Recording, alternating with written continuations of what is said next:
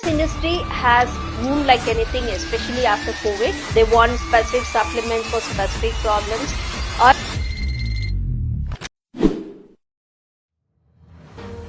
I thoroughly enjoyed my teaching career. I really love teaching students across the ranges like UG, PG, and I also mentor different research projects. And I enjoyed the academic work as well, the admin work and everything. But somewhere, I felt that I'm not making a mark in the society, or I'm not making 100% of my potential. I used to have online consultations as well during my teaching career too. But then I felt this is the thing which I have to plunge 100% into and focus completely on this, and then I'll see the magic. So that's how Appetite was born, and I decided to give up my secure, safe,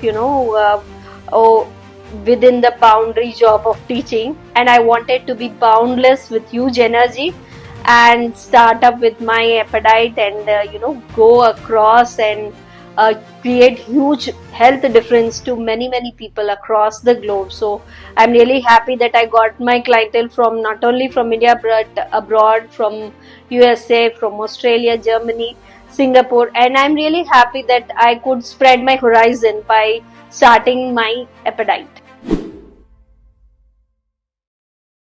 I was always into studying life sciences. I did my biochemistry, and I was full of dreams when I was struck with health issues in my degree second year, and I had a huge major spine surgery.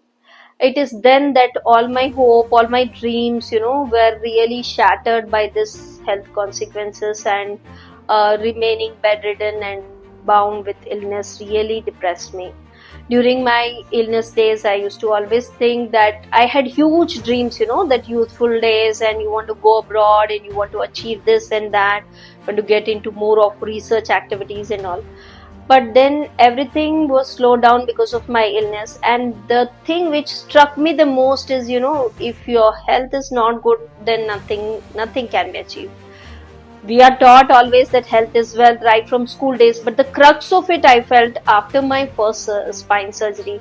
And then slowly I started developing more and more interest towards nutrition. As I was bedridden, I used to read a lot about how I can improve my health, how I can make my condition better.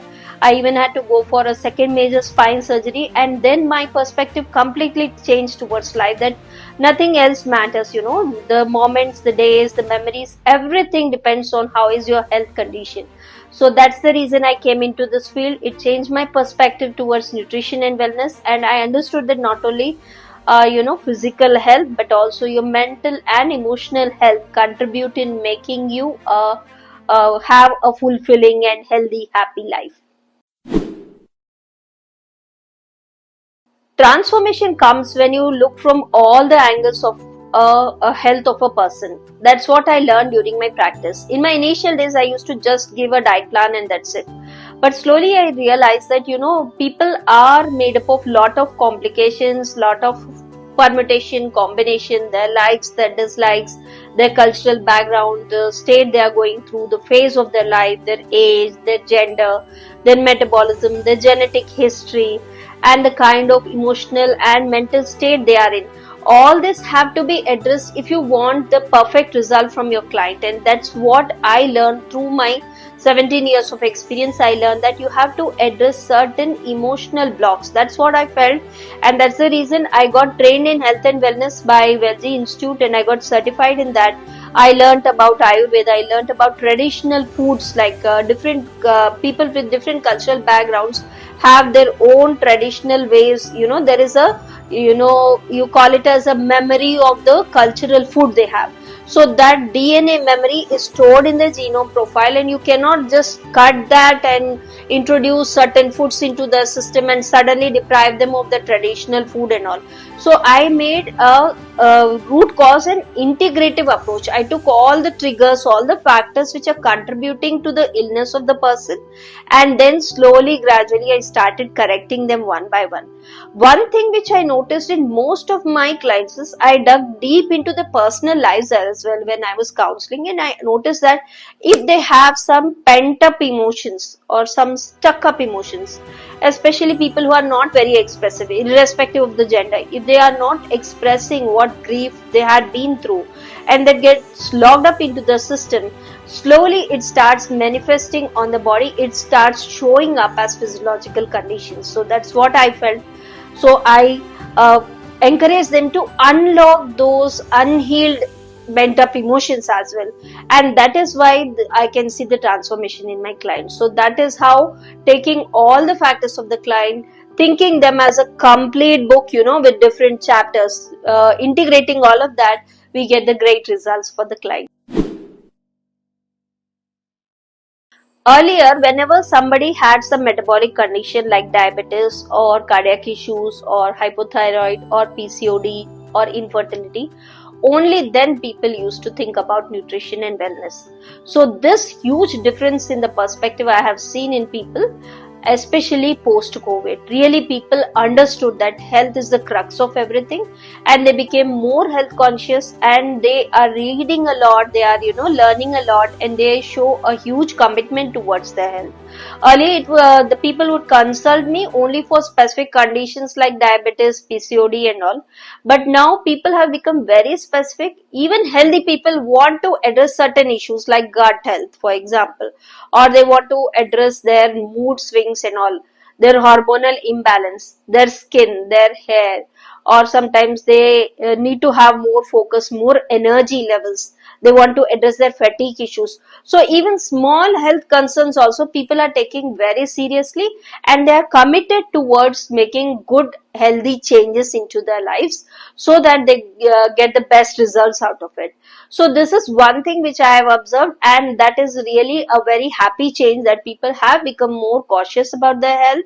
They do not wait for some metabolic disorder or lifestyle disorder to knock at the door. They are really prepared, and they are really aware of what is going into the system, how they are metabolizing it, what kind of exercises need to be done, and that is a good news, I can say. What advice would you give to aspiring nutritionists or persons who are interested to start up a career in the wellness space? Wellness industry has boomed like anything, especially after COVID. As I told you, people's perspective towards health has shown a marginal shift, a big frame shift in how people are viewing their health.